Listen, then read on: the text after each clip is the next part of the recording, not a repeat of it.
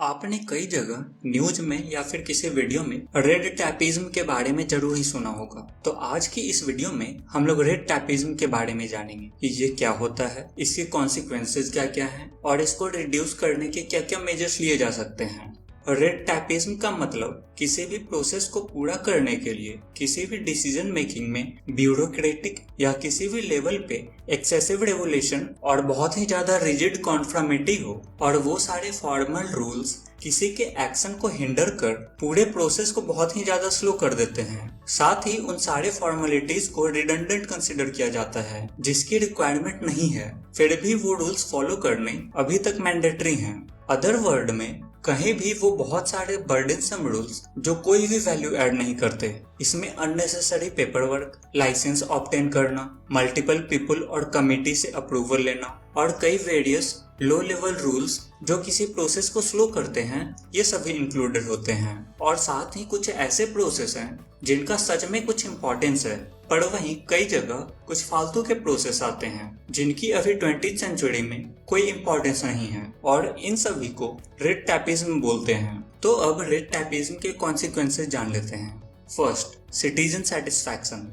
Red tape most cases में citizen के satisfaction को निगेटिव अफेक्ट करता है। सिटीजन्स डिलेड गवर्नमेंट प्रोसेस और उनके साथ आने वाली कॉस्ट की वजह से डिससेटिस्फाइड रह जाते हैं। मोस्ट टाइम में सिटीजन की प्रॉब्लम रेड टेप की वजह से अनसॉल्व रह जाती है, जिस वजह से गवर्नमेंट के प्रोसेस में sense of lost of trust आ जाता है। Number 2, scheme implementation. हर न्यू गवर्नमेंट स्कीम इस रेड टैपिज्म की वजह से ब्लॉक हो जाती है, जो इवेंचुअली लार्जर ऑब्जेक्टिव को किल कर देती है। डिलेड रिलीज ऑफ फंड और lack of proper monitoring etcetera ये रेड टैपिज्म के कुछ कॉमन एसोसिएटेड इशू हैं जो पॉलिसीज को इनइफेक्टिव बना देती हैं। Number 3, corruption. वर्ल्ड बैंक की स्टडी में ये पता चला है कि जहां लेवल ऑफ रेड टैपिज्म ज्यादा है वहां लेवल ऑफ करप्शन भी ज्यादा होगा और vice versa. Bureaucracy invariably corruption और lower growth normal flow of business को कॉम्प्लिकेट करती हैं। ब्राइब देकर किसी भी प्रोसीड्यूर की हैंडलिंग को स्पीड अप करना टिपिकली रेड टैपिज्म के साथ एसोसिएटेड करप्शन का एग्जाम्पल है। Number 4, increased cost of doing business. Red tape costly है जो न सिर्फ टाइम बल्कि मनी भी डिमांड करती है और ये प्रोडक्टिविटी और इनोवेशन को किसी भी बिजनेस में रिड्यूस कर देती है। ये पार्टिकुलरली स्मॉल बिजनेस के लिए बर्डनसम है जो इवन लोगों को न्यू बिजनेस स्टार्ट करने से डिस्करेज करता है। Number 5, governance.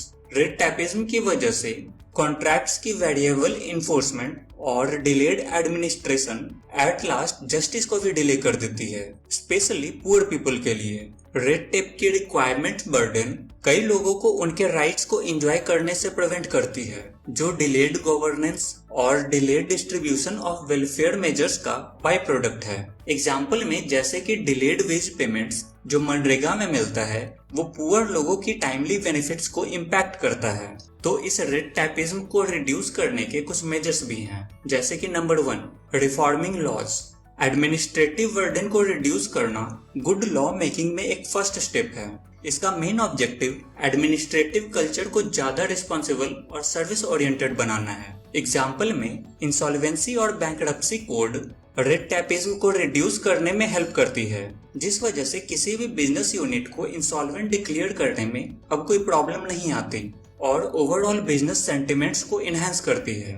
फर्दर इंडिया में और भी कई रिडंडेंट लॉ को स्क्रैप किया गया है, जिस वजह से इंडिया ने 63rd spot world bank ease of doing business में अचीव किया है। Number 2, involving states. गवर्नमेंट्स को कई वेज कंसिडर करने होंगे, जिसमें सब नेशनल लेवल पे गवर्नमेंट इसे एडमिनिस्ट्रेटिव सिंप्लीफिकेशन और रेगुलेटरी क्वालिटी प्रोसेस में इनकॉर्पोरेट कर सके। एडमिनिस्ट्रेटिव सिंप्लीफिकेशन प्रोग्राम का फोकस प्राइमरी सेंट्रल गवर्नमेंट की तरफ से रेगुलेशंस इंप्लीमेंट कर किया जा सकता है। However, lower level of governance significant administrative burden को इम्पोज करती है, जो बिजनेसेस और सिटीजन को रेड टैपिज्म फॉलो करने के लिए रिस्पॉन्सिबल बनाती है। Number 3, reduce the paper work. Computers already कई गवर्नमेंट सर्विसेज को फास्टर बना चुकी हैं, जो रेड टैपिज्म को डिक्रीज करने का एक वे फॉरवर्ड है। कैपेसिटी बिल्डिंग आईटी और कम्युनिकेशन सेक्टर पे गवर्नमेंट हर लेवल पे टॉप टू बॉटम तक रिक्वायर्ड है। एग्जाम्पल में गवर्नमेंट ने national investment promotion and facilitation agency को लॉन्च किया, जिसे इन्वेस्ट इंडिया के नाम से भी जाना जाता है, जो ऐसे बिजनेसेस की हेल्प करती है जिसे इन्वेस्टमेंट की रिक्वायरमेंट होती है, जिस वजह से ये रेड टैपिज्म को रिड्यूस करती है। एक और ऐसा ही इनिशिएटिव पेपरलेस ग्रीन क्लियरेंस है, जो पेपर वर्क को रिड्यूस करेगा और साथ ही वो इन्वायरमेंट फ्रेंडली भी होगा। Number 4, skill development. कई ऑफिशियल्स अभी भी हैं जिनके पास अभी ऐसे स्किल्स ही नहीं हैं जो गवर्नमेंट प्रोसेसिंग को और ही फास्टर कर सकें। तो ये इम्पोर्टेंट है कि उन्हें उस सब्जेक्ट में प्रॉपरली ट्रेन किया जाए और स्किल्ड पीपल को अपॉइंट किया जाए। Number 5, incentive. लोअर लेवल पे government employees specially group C और ग्रुप डी में मोस्टली अंडरपेड होते हैं, जिस वजह से उन्हें वर्क एफिशिएंटली करने की कोई इंसेंटिव ही नहीं रहती। तो वैसे वर्कर्स के इंसेंटिव को इंक्रीज कर उनसे और एफर्ट्स करवाने पड़ेंगे ताकि वो और अच्छे से काम कर सकें और टाइमली इफिशियंसी ना अचीव करने पे पनिशमेंट मिल सके।